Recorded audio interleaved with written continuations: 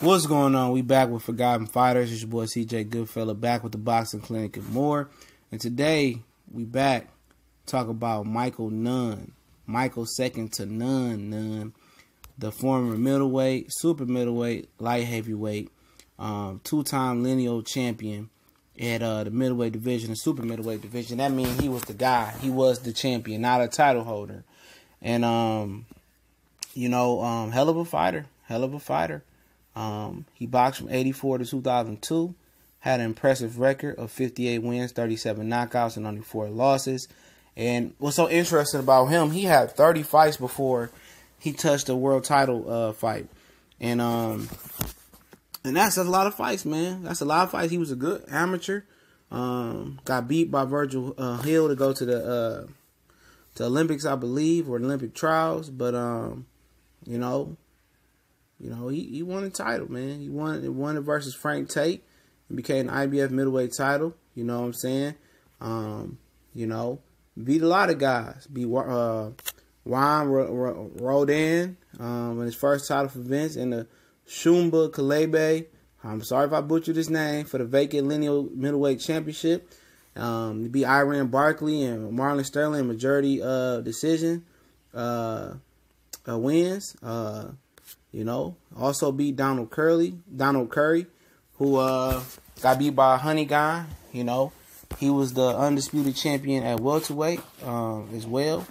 And eventually he ran into James Toney, and most people probably remember him for that James Toney fight.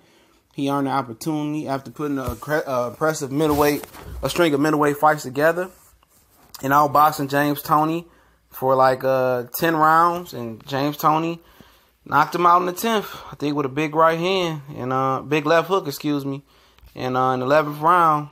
And you know what? The world wasn't over.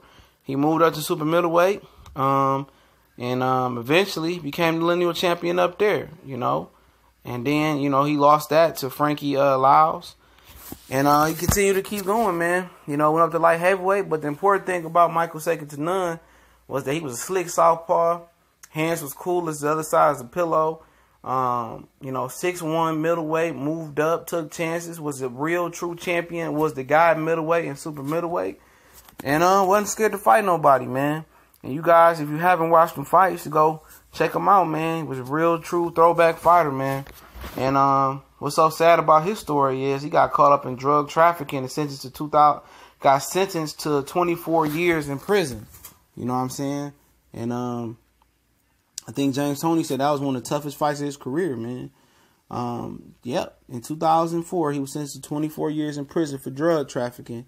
And but like I said, man, this dude had 30 fights before his title, the first title shot, man. 30 fights in his 31st fight.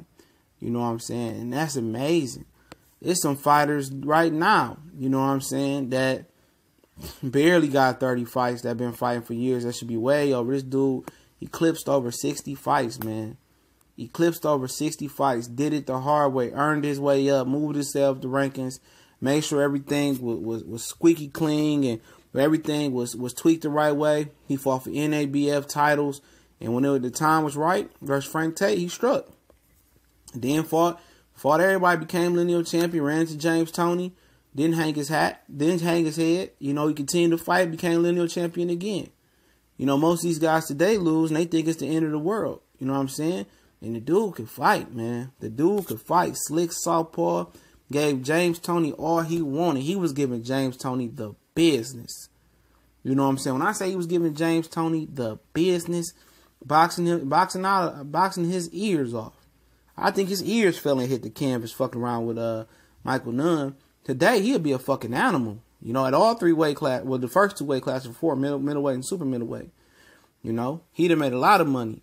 He was fighting anybody, anytime, any place, man. And that's what it was about, man. That James Toney fight, that's a fight that today these clowns will sit there and wait. You know what I'm saying? They'll wait and try to marinate that all out. He had already fought Iran Barkley, Marlon Sterling, Donald Curry, all 3 of them in consecutive defenses.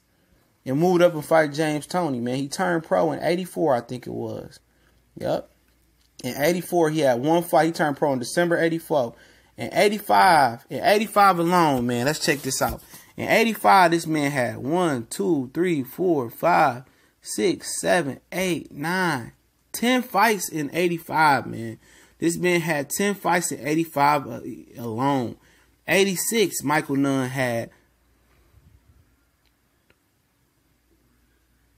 9 fights in 86, man. 9 fights in 86, man. This dude had 20 fights like that. Like that. You know, he didn't fight to the title until 88, so he kept fighting. He ain't fighting one spot. You see California, Nevada, the casinos, Inglewood, California again. He fought everywhere. You know what? And salute out to Michael Nunn, man. And hopefully, everything, his prison bid is going smooth. He get out early. He's 55 years old right now. But if y'all don't know about Michael, second to Nunn, man, go check him out, man. Dude was straight cold business, man. Slick southpaw. When they talk about athletes are bigger, stronger, faster, man, I really don't necessarily too much believe that sometimes. And, you had a lot of really, really strong guys. They said Will Chamberlain has superhuman strength. Muhammad Ali was a very athletic, fast guy. George Foreman was as strong as they came. You know what I'm saying? It was great, strong athletes through each generation. You know what? And they was tough. And Michael Nunn was another tough guy, man. But it's the Boxing Clinic and more. We on Facebook, Instagram, Twitter. Check us out, man. Also, shout out to the Super Chats. And, appreciate you guys supporting this Forgotten Fighters. I got it from my boy Smooth Cat over at Colossal Sports Sports Talk. He used to do it when we all used to link up together. So I wanted to keep it alive and well and thriving. So shout out to him, man. And shout out to Chicago. That's where you from. Y'all know what the business is. One time for the one time, TBC and more. Hopefully y'all enjoying this new series. Y'all know what it is. We gone.